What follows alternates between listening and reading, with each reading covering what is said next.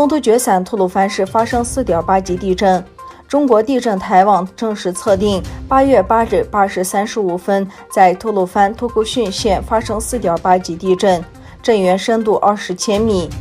地震发生后，乌鲁木齐、昌吉、库尔勒等地均有网民微博留言称有震感。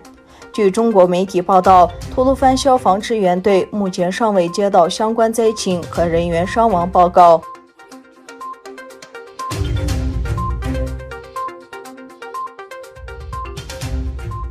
维吾尔运动的领导人罗夏阿巴斯发布了一段视频，称伊斯兰世界对有关中国针对穆斯林维吾尔人实施系统性的种族灭绝和同化政策的报道保持沉默是可耻。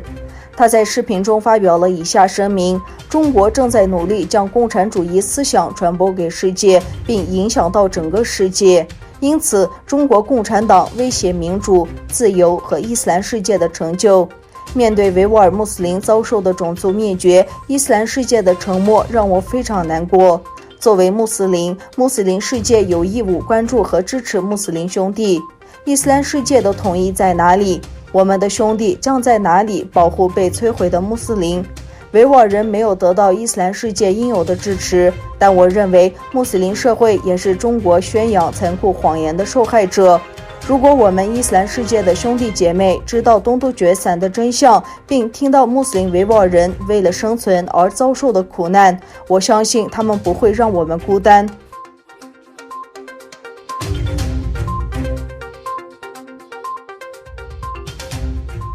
中国电信巨头华为消费业务执行官余承东8月7日在参加活动时发表演讲透露指，由于美国今年的制裁，下半年发售的麒麟9000芯片将会是华为麒麟芯片的最后一代。余承东表示，很遗憾的是，由于美国制裁，华为领先全球的麒麟系列芯片在9月15日之后无法制造，将成绝版。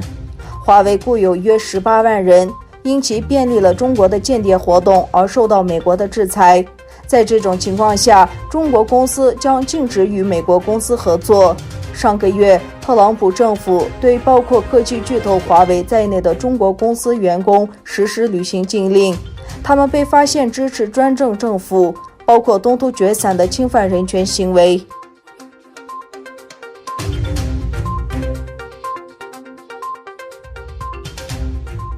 中国官方媒体周六报道，在一名鼠疫患者周五死于多器官功能衰竭后，内蒙古当局发出警告，这标志着本月内蒙古地区第2例鼠疫患者死亡。人民日报援引巴彦淖尔市卫生委员会的公告说，该患者被确认患有鼠疫，这就是中世纪所称的黑死病，是一种高度传染性疾病，通常是致命性疾病。卫生委员会发布了3级警告，这是4级系统中的第2低警报，于周五至2020年底有效，以预防该疾病进一步传播。周四，与巴彦淖尔市相邻的包头市当局报告，一名患有肠道性鼠疫的患者死于循环系统衰竭。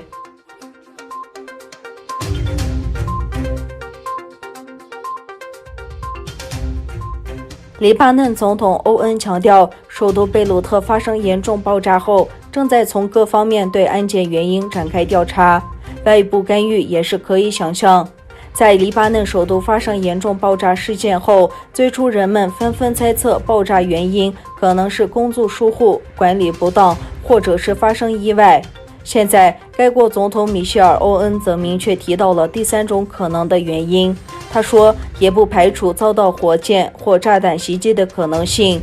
据政府公布的最新消息，在周3发生的严重爆炸案中，至少有154人丧生，约5000人受伤。贝鲁特有30万居民失去了家园。